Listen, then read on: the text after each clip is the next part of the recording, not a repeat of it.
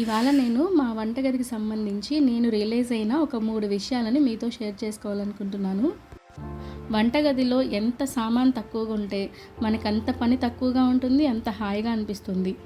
అదే వంటగది నిండా గిన్నెలు నిండిపోయి అన్ని ర్యాకుల్లో కిచెన్ కౌంటర్ మీద కూడా గిన్నెలు, సామాన్లు అన్నీ పెట్టేసి ఉంటే మనకి వంట చేయడానికి కూడా విసుగొస్తుంది. అలా కాకుండా మనకి అవసరమైన వస్తువులను మాత్రమే మనం అందుబాటులో ఉంచుకొని అవసరం లేనివి తీసేస్తూ ఎప్పటికప్పుడు కిచెన్ని ఖాళీగా ఉంచుకున్నామంటే మనకి చాలా పని తగ్గిపోతుంది. నేను మిస్టేక్ చేసి రియలైజ్ అయిన విషయాలు ఏంటంటే, షాపింగ్కి వెళ్ళిన ప్రతిసారి ఏవో ఆఫర్స్ ఉన్నాయని 5,000కో 6,000కో కొంటే ఒక సెట్ బాక్సో లేకపోతే ప్లేట్ సెట్టో వస్తుందని చెప్పేసి మనకు అవసరం లేకపోయినా 5-6 వేలకి షాపింగ్ చేసేసి వాళ్ళు ఇచ్చే 500 రూపాయల సెట్ తీసుకొచ్చేసి ఇలాగా ఒక ర్యాకుల్లో మూల పెట్టేస్తుంటాము. వీటి వల్ల మనకొచ్చేది ఏంటంటే, స్పేస్ అంతా ఆక్యుపై చేసేసి ప్రతిసారి క్లీన్ చేసినప్పుడు వీటిని కూడా క్లీన్ చేసుకుంటూ ఉండాలి. అంతే తప్ప మనం వేటికి దాన్ని యూజ్ చేయము. ఇక మీదట అలా జరగకుండా ఖచ్చితంగా చూసుకోవాలని చెప్పేసి గట్టిగా అనుకున్నాను. నెక్స్ట్ సెకండ్ పాయింట్ ఏంటంటే, ఆన్లైన్లో చూసిన ప్రతి ఒక్కటి చాలా బాగుందనేసి ఆర్డర్ పెట్టి అవి మనకి పెద్దగా యూజ్ లేక వాటిని పక్కన పడేసి అలా కూడా అడ్డాలు పెంచుకుంటాం. అలా కాకుండా నెక్స్ట్ టైం నుంచి మనకు అవసరమైతేనే ఆర్డర్ చేయాలి, లేదంటే చేయకూడదు అనేసి డిసైడ్ అయ్యాను. థర్డ్ పాయింట్ ఏంటంటే, మన ఇంట్లో చాలా వస్తువులు మనకి పెద్దగా ఉపయోగపడవు.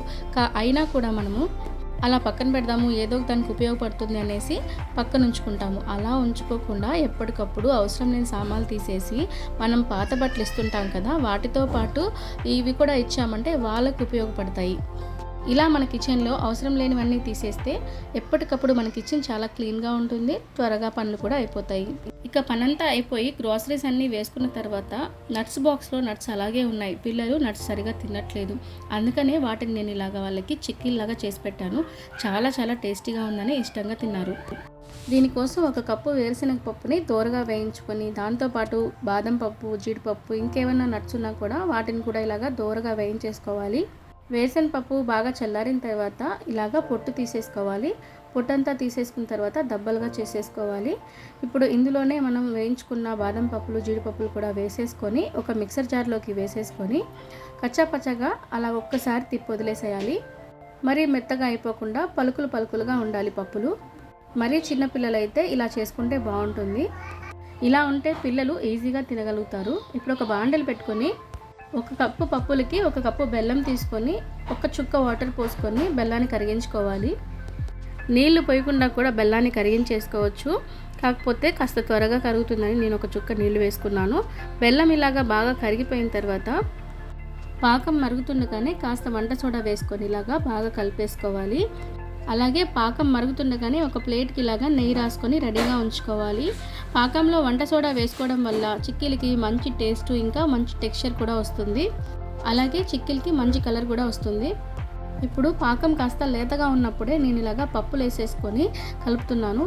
ఎక్కువగా ముదురు పాకం పట్టనివ్వలేదు, ఎందుకంటే పిల్లలు కొరకలేరు కాబట్టి, చిన్నపిల్లలు పాప ఉంది కాబట్టి కొరకలేదనేసి నేను ఇలాగా లేత పాకం ఉన్నప్పుడే వేసుకున్నాను. నార్మల్గా అయితే ముదురు పాకం పట్టిన తర్వాత వేసుకుంటారు, శనగ ముద్దల్లాగా టకటక అంటాయి. అట్లా కాకుండా నేను లేత పాకం పట్టించి వేశాను. ఒక స్వీట్ లాగా ఉంటుందన్నమాట. అంటే కోవా కన్నా కాస్త గట్టిగా, చిక్కీల కన్నా కాస్త మెత్తగా ఉంటాయన్నమాట.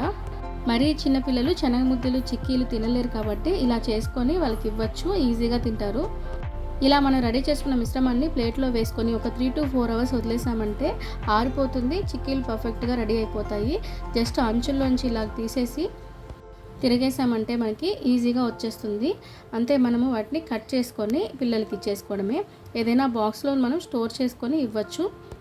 నెయ్యితోటి చాలా టేస్టీగా ఉంటాయండి చిక్కీలు. అలాగే చాలా హెల్దీ కూడా.